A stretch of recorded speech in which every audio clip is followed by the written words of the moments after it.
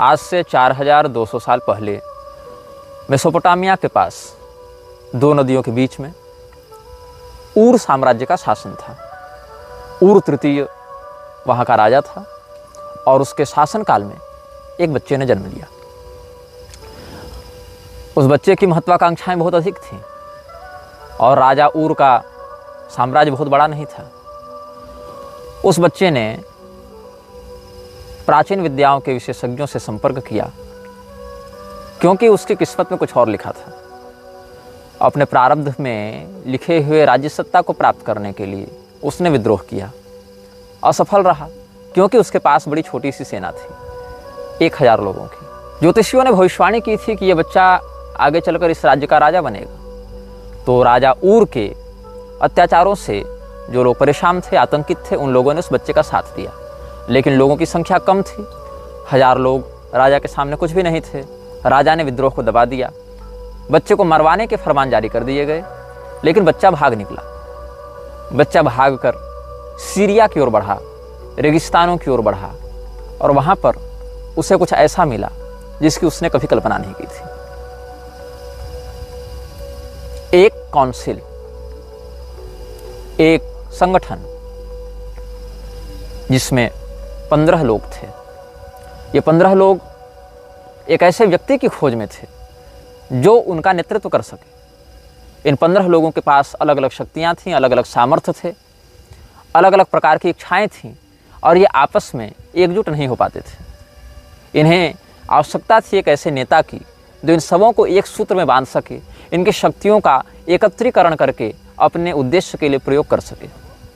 उन 15 लोगों ने इसको अपना नेता चुना, अपनी शक्तियों का एक बड़ा भाग इसके विकास में लगाया और इन 16 लोगों ने मिलकर एक शक्ति को उत्पन्न किया। ये जो बच्चा है इसके विषय में आप जानते हैं, इसका नाम है अहरिमान आर्द्र म्लेच्छ, जिसे हम कहते हैं म्लेच्छराज। 16 लोगों की यह सभा म्लेच्छराज के नेतृत्व में उसके 15 पार्षदों के साथ बनी इस सभा ने अपने शरीर से अपनी शक्ति का एक एक अंश निकालकर उसको सम्मिलित किया और एक शैतान को बनाया। उस शैतान का नाम था अनाम म्लेच्छ। वस्तुतः अनाम म्लेच्छ ही वह शक्ति है जिसकी आराधना म्लेच्छराज करता है। अनाम म्लेच्छ और आर्द्र म्लेच्छ ये दोनों साथ साथ चलते हैं। जैसे दिव्य संपदा में अश्विनी कुमार एक जैसे दिखते हैं, एक साथ चलते हैं, जैसे दिव्य संपदा में अश्विनी कुमार युगल हैं, वैसे ही आसुरी संपदा में आर्द्र म्लेच्छ और अनाम म्लेच्छ दोनों साथ साथ चलते हैं, दोनों युगल हैं, दोनों संयुक्त हैं। आर्द्र म्लेच्छ को, म्लेच्छराज को जो शक्तियां मिलती हैं वो वस्तुतः अनाम म्लेच्छ से ही उसे प्राप्त होती हैं। अनाम म्लेच्छ का नाम अनाम इसीलिए है क्योंकि इसकी प्रसिद्धि अधिक नहीं हुई, क्योंकि इसने अपने दूसरे रूप से सारे कार्यों को किया है। ये कभी सामने आया नहीं, कभी इसने सीधा हस्तक्षेप नहीं किया। ये वो राजा है जो अभी तक अपने चेहरे को सार्वजनिक नहीं करना चाहता। ये समस्त कार्यों को करने के लिए आर्द्र म्लेच्छ का आश्रय लेता है। तो वस्तुतः म्लेच्छराज मतलब जो आर्द्र म्लेच्छ है वो राजा तो अवश्य है, लेकिन वो राजा स्वतंत्र नहीं है। उस राजा की इच्छाएं स्वतंत्र नहीं हैं। उस राजा को अगर कुछ करना है तो उसको अनाम म्लेच्छ से सहमति और अनुमति लेनी पड़ेगी। एक तरीके से कहें तो एक ही शरीर में रहने वाली ये दो शक्तियां हैं। आर्द्र म्लेच्छ का शरीर और उसके अंदर जो नियंत्रण है वो अनाम म्लेच्छ का है। अनाम म्लेच्छ का स्वरूप जैसा मुझे समझ में आया है, जैसा अपने शोध और साधना से हमने ज्ञात किया है, उस स्वरूप के आधार पर हमने AI से कुछ चित्र बनाए हैं जो कि इस वीडियो में, इस श्रृंखला के इस एपिसोड में आपको समय समय पर दिखाए जाते रहेंगे। एक क्रूर स्वरूप एक शैतान का, जिसका जो मुख है वह गधे का है, जिसके पैर कभी मनुष्य और कभी घोड़े के समान होते हैं, जिसके पंख मोर के समान हैं, जिसकी आँखें बहुत क्रूर हैं, जिसके दांत बड़े नुकीले हैं। ऐसा ही स्वरूप है अनाम म्लेच्छ का। और ये अनाम म्लेच्छ ही वह शक्ति केंद्र है, वह शक्तिपुंज है जहाँ से म्लेच्छराज आर्द्र म्लेच्छ जहाँ से अपनी शक्तियों को प्राप्त करता है, जहाँ से उन शक्तियों का प्रयोग करता है। हम बात कर रहे थे ऊर साम्राज्य के पतन की। जब आज से 4200 साल पहले ऊर साम्राज्य का पतन हुआ, उस समय अंतिम राजा था इब्बिसिन। इब्बिसिन के अत्याचारों के कारण जब विद्रोह हुआ, उस समय पहली बार तो विद्रोह कुचल दिया गया, लेकिन दूसरी बार अपनी शैतानी शक्तियों के साथ आर्द्रम्लेक्ष के नेतृत्व में जब विद्रोह किया तो इब्बिसिन हार गया और वहीं पर असुर साम्राज्य की नींव पड़ी। असुर साम्राज्य की नींव जब पड़ी, उसका नाम पड़ा गया असीरिया। असीरिया और सीरिया दोनों अलग अलग हैं, लेकिन नाम का जो स्रोत है वो समान है। ईसा पूर्व 26-25 शताब्दी तक विश्व का दूसरा बड़ा साम्राज्य था ऊर साम्राज्य। भारतीय सत्ता के संयुक्त प्रभाव के अतिरिक्त अगर विश्व में किसी की बात मानी जाती थी, वह था ऊर साम्राज्य। ऊर साम्राज्य के नेतृत्व में एक छोटा सा शहर एक विशाल साम्राज्य बनता जा रहा था और बीच में ही सत्ता का परिवर्तन हो गया और आर्द्रम्लेक्ष ने सत्ता संभाली। असुर साम्राज्य के पहले राजा का नाम असुर था। इस असुर को संस्कृत वाला असुर भी समझ सकते हैं, आसुरी संपदा का होने के कारण, अथवा इसको ASSUR असुर ऐसा भी समझ सकते हैं। असुर नाम के कई राजा इसमें हुए हैं और सुमेरियन भाषा में इसका अर्थ होता है राजा। सुमेरियन भाषा में असुर का अर्थ होता है राजा। और ये पुजुर असुर जो था, असुर साम्राज्य का पहला राजा था। म्लेच्छराज अपने प्रतिनिधियों के माध्यम से उनको राजा बनाकर इस क्षेत्र का शासन करता था और म्लेच्छराज के द्वारा प्राप्त आसुरी शक्तियों का प्रयोग करके असुर साम्राज्य के राजा अपनी सेना का विकास करते रहे, आगे बढ़ते रहे। यद्यपि इनकी सेना बहुत बड़ी नहीं थी, किंतु इनकी योजना और इनका अनुशासन बहुत स्पष्ट होता था और इनके अनुशासन को भंग करने पर बहुत कठोर दंड दिया जाता था। हम आगे की श्रृंखलाओं में इनकी सेना की रणनीतियों पर चर्चा करेंगे और यह भी चर्चा करेंगे कि म्लेच्छराज के द्वारा बनाए गए अनुशासन कौन कौन से हैं। म्लेच्छराज ने अपने अनुयायियों के लिए 60 अनुशासन बनाए हैं। जो भी व्यक्ति म्लेच्छराज का अनुयायी बनेगा उसको इन 60 अनुशासनों का पालन करना पड़ेगा। अगर वह ऐसा नहीं करता है, वह कठोरतम दंड का पात्र होता है। मैंने कल बताया था शैतान के बहुत से नामों में एक नाम है स्तर। स्तर की आराधना करता हुआ यह असुर साम्राज्य आगे बढ़ता रहा। जब ये असुर साम्राज्य म्लेच्छराज की पूजा करता था और म्लेच्छराज के शरीर में घुसे हुए अनाम म्लेच्छ की पूजा करता था, तो उस समय उसका नाम होता था स्तर। और उसके चारों ओर 4 वेदियां बनती थीं। उन चारों वेदियों पर नरबलि दी जाती थी। नरबलि के माध्यम से मनुष्य के बच्चे के खून के माध्यम से, अच्छा ये नरबलि जो है वो कोई सामान्य व्यक्ति की नहीं दी जाती थी, छोटे छोटे बच्चों की नरबलि दी जाती थी। और उन नरबलियों के माध्यम से राजा हैं अपनी शक्तियों को प्राप्त करते थे। और कई बार उन नरबलियों को देने के लिए किसी शस्त्र का प्रयोग नहीं किया जाता था। नरबलियाँ दी कैसे जाती थी? उन चारों वेदियों के ऊपर हवन कुंड की स्थापना की जाती थी और अपने पहले बच्चे को असुर साम्राज्य का राजा उस आर्द्रम्लेच्छ के नाम से या अनामम्लेच्छ के नाम से उसी जलती हुई हवन कुंड में डाल देता था। मतलब असुर साम्राज्य के राजा का जो पहला बच्चा होगा, उस पहले बच्चे पर अधिकार अनामम्लेच्छ का होगा और उसको देने के लिए उस बच्चे को हवन कुंड में डाला जाएगा। आप इस घटना से एक और बात सीख सकते हैं। पांचाल देश के राजा सोमक ने अपने पुत्र जमतु को भी इसी प्रकार से हवन कुंड में डाल दिया था। ये राजा द्रुपद के पूर्वज हुआ करते थे और इसके परिणाम स्वरूप उनको नरक भी जाना पड़ा था। ये राजा द्रुपद के 3-4 पीढ़ी पहले की बात है। द्रौपदी जी द्रुपद की पुत्री थी, उनके 3-4 पीढ़ी पहले की बात है, जब राजा सोमक ने बहुत पुत्रों की कामना से अपने इकलौते पुत्र जमतु को हवन कुंड में काट काट कर होम कर दिया था।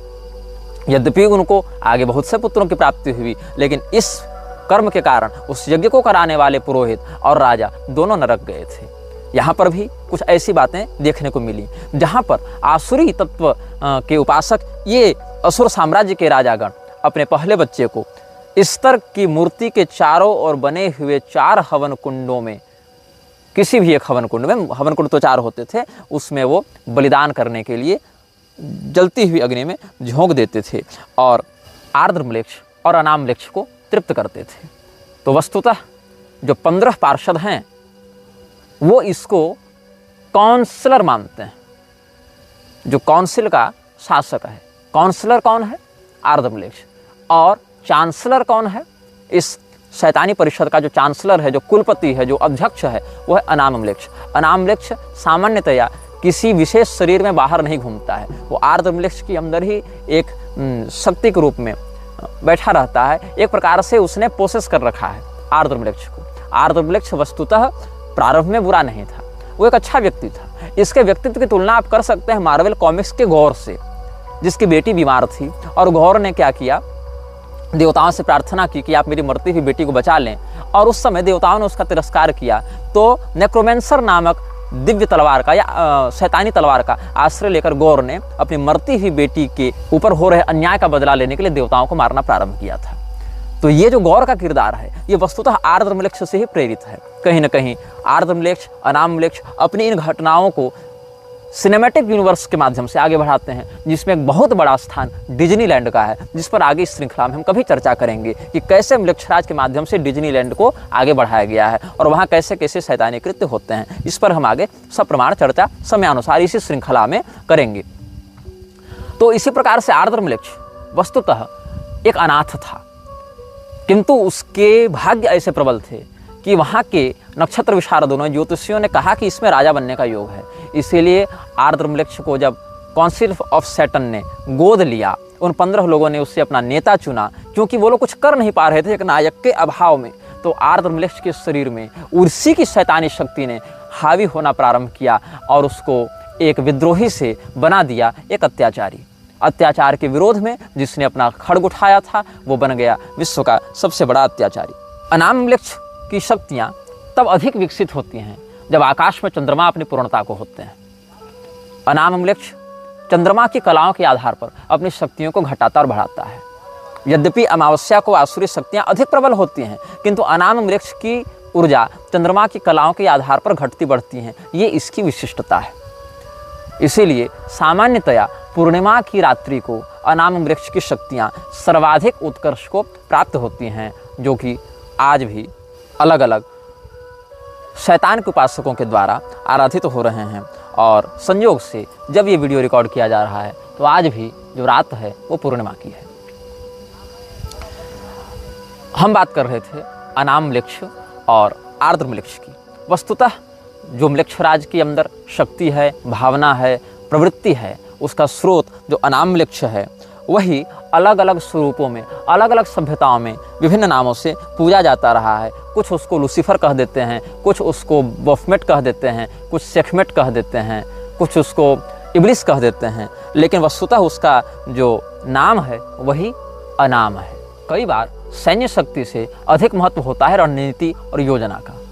आपको अगर इतिहास के पन्नों की ओर ले चलें, एक घटना घटित हुई थी द्वितीय विश्व युद्ध में, जब हिटलर ने हॉलैंड पर कब्जा करने की योजना बनाई। अब हॉलैंड एक ऐसा स्थान है जिसका शहर, जिसका जो नागरिक समाज है, वो जहाँ बसा है वो समुद्र तल से नीचे है। मतलब समुद्र के पानी के द्वारा हॉलैंड की गांव, शहर इत्यादि डूब जाएं, इसकी संभावना सदैव बनी रहती है। इसीलिए दीवारों का आश्रय लेकर, बड़े बड़े किलेबंदी का आश्रय लेकर हॉलैंड के अंदर समुद्र के पानी को घुसने से रोका जाता है।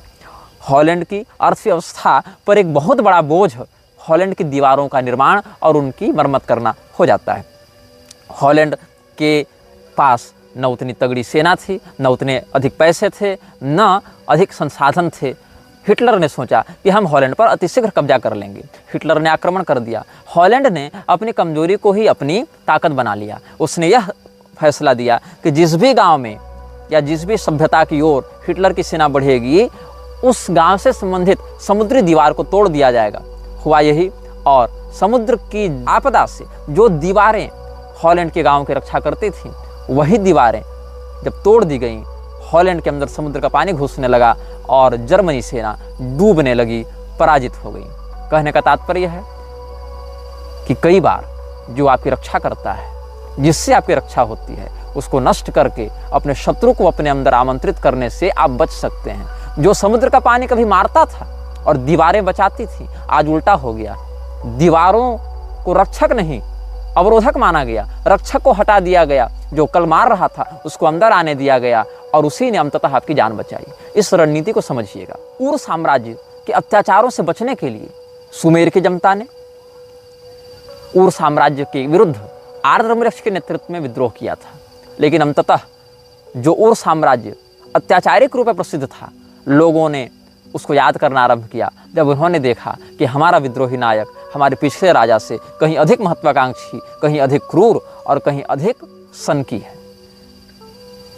आर्द्रमृक्ष के शासन में सुमेर, मेसोपोटामिया इत्यादि की सभ्यताओं ने बहुत विकास किया।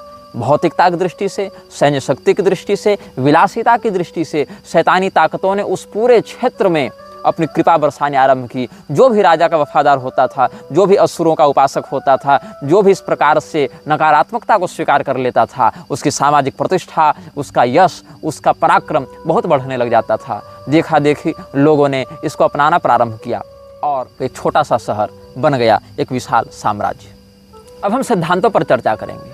आज हम प्रधानता से म्लेच्छ राज के अनुयायियों के लिए जो 6 अनुशासन हैं, 60 में से 6 अनुशासन की आज हम चर्चा करेंगे।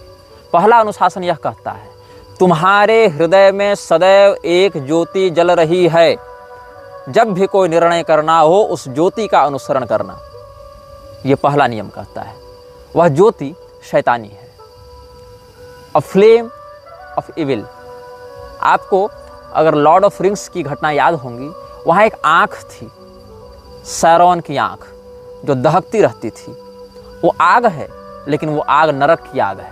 वो ज्योति जो तुम्हारे हृदय में जल रही है, अगर तुम उसे स्वीकार करते हो तो ये अध्यात्म की ज्योति नहीं है, ये आत्मा की स्वयं प्रकाश ज्योति नहीं है, ये अनाम वृक्ष की ज्योति है। इसीलिए म्लेच्छ राज के सभी अनुयायियों को अपने हृदय में उस ज्योति की स्थापना करनी होती है, जो आंतरिक रूप से उनका मार्गदर्शन करती है, उनके हृदय में वैसी प्रेरणाएं डालती हैं, उनके हृदय में वैसी भावनाएं डालती हैं कि बिना किसी संपर्क के केवल मानसिक परिचय और मानसिक संकेत और तरंगों के माध्यम से अपने गुलामों को अनुशासित किया जा सके, उनको नियंत्रित किया जा सके। तो म्लेच्छ राज के अनुयायी सबसे पहले यह प्रतिज्ञा लेते हैं कि हमारे हृदय में अनाम म्लेच्छ की ज्योति सदैव जलती रहे।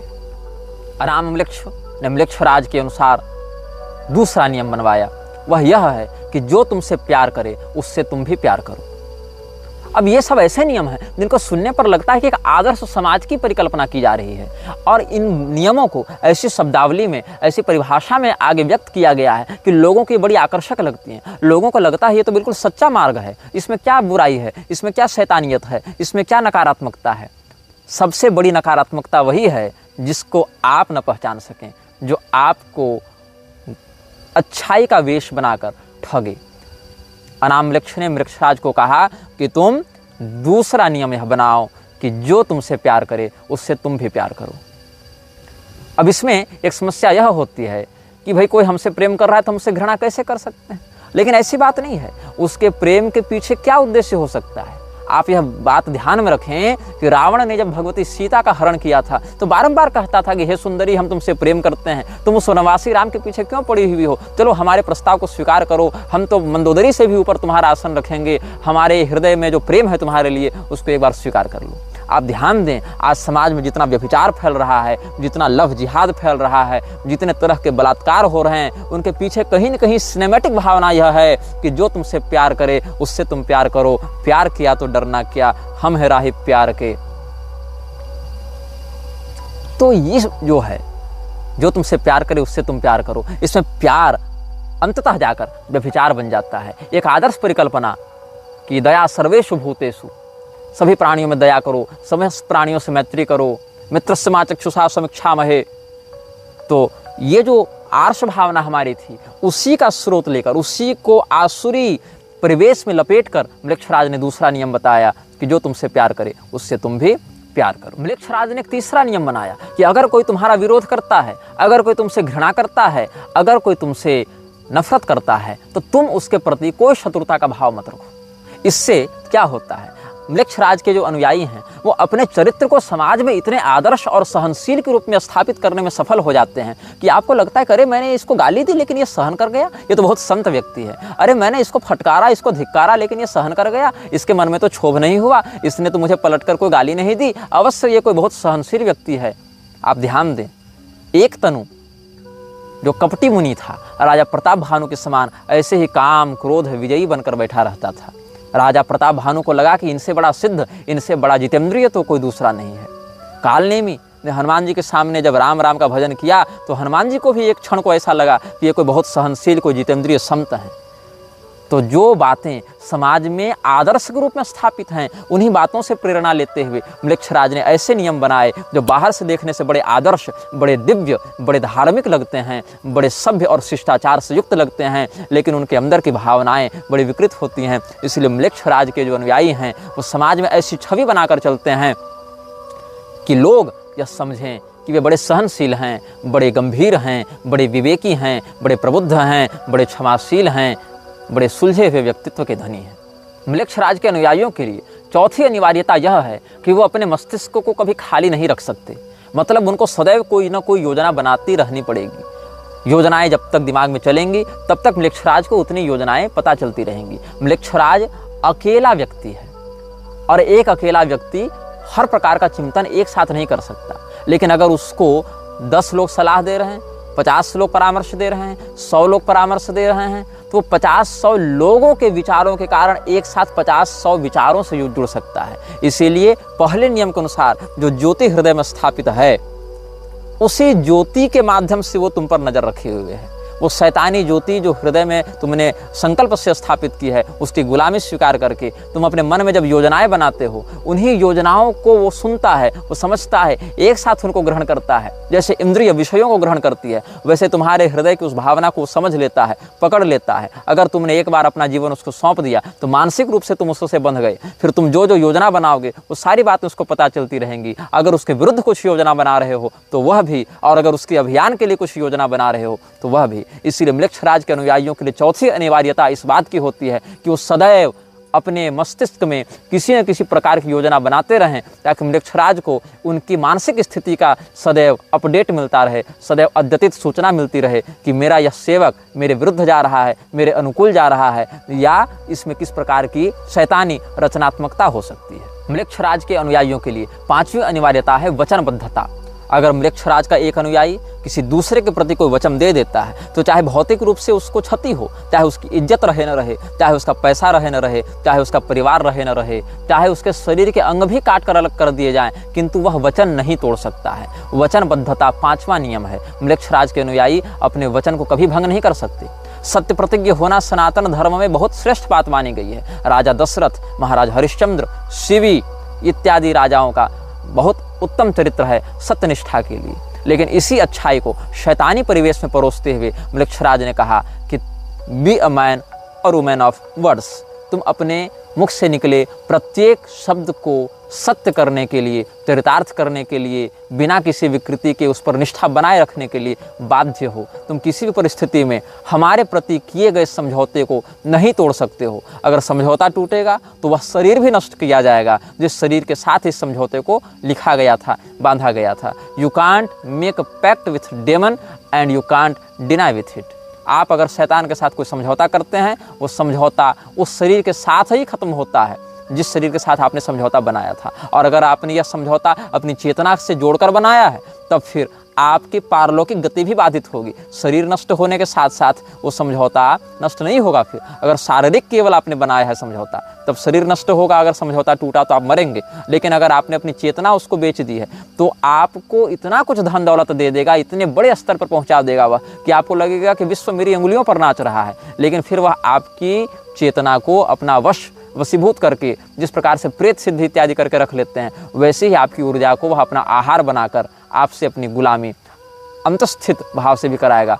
आपकी पारलौकिक गति में वह व्यवधान उत्पन्न करेगा। जैसे प्रेत की उपासना करने वाले लोग अंत में प्रेत गति को प्राप्त होते हैं, वैसे शैतान के साथ समझौता करने वाले लोग भी शैतान के ही गुलाम बन जाते हैं। म्लेच्छराज का बनाया हुआ छठा नियम पांचवें नियम से जुड़ा हुआ है। पांचवा नियम यह कहता है कि आप कभी भी अपने वचन को नहीं तोड़ सकते। लेकिन छठा नियम यह कहता है कि यदि बात आती है अपने हाउस को बचाने की, हाउस मतलब आपका घर नहीं, हाउस मतलब हाउस ऑफ काउंसिल, जहाँ पर आपकी शैतानी परिषद बैठी है, अगर उसके अस्तित्व की बात आती है तो आप अपने वचन को तोड़ेंगे। आप वहाँ पर कंप्रोमाइज़ करेंगे। आप वहाँ पर स्वयं को एक व्यक्ति मानकर नहीं चल सकते कि मैं एक व्यक्ति हूँ, मैंने वचन दिया। अगर संस्था को बचाने की बात आएगी तो आपको अपने वचन को अगर तोड़ना पड़ेगा। संस्था अगर वचन तोड़ने से बचेगी तो वहाँ पर आप अपने वचन को तोड़ेंगे। कुल मिलाकर बात यह है कि शैतानी परिषद का जो 15 लोग हैं और 16वां जो उनका नेतृत्व करता है आर्द्रमलेक्ष, जिसके अंदर घुसा है 17वां तत्व अनाममलेक्ष, इसीलिए कहते हैं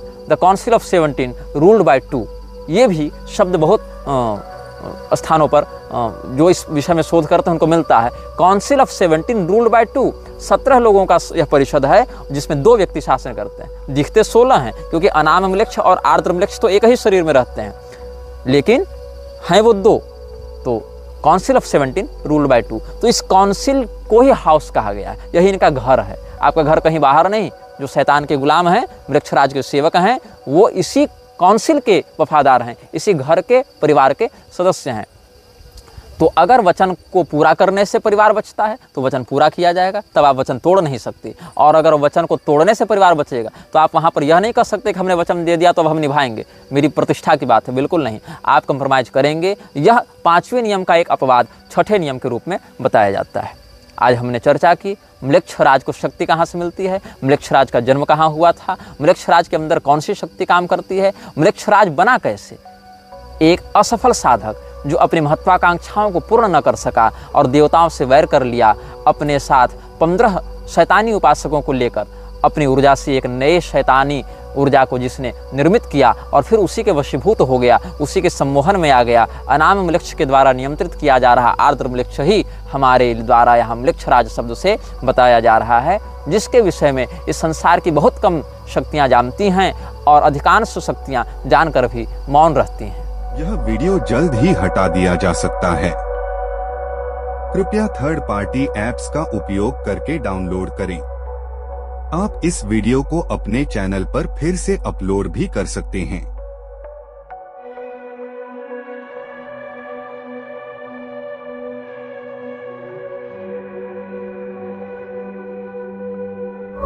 This video may get deleted soon. Please download using third-party apps. You may also re-upload this video on your channels. Thank you.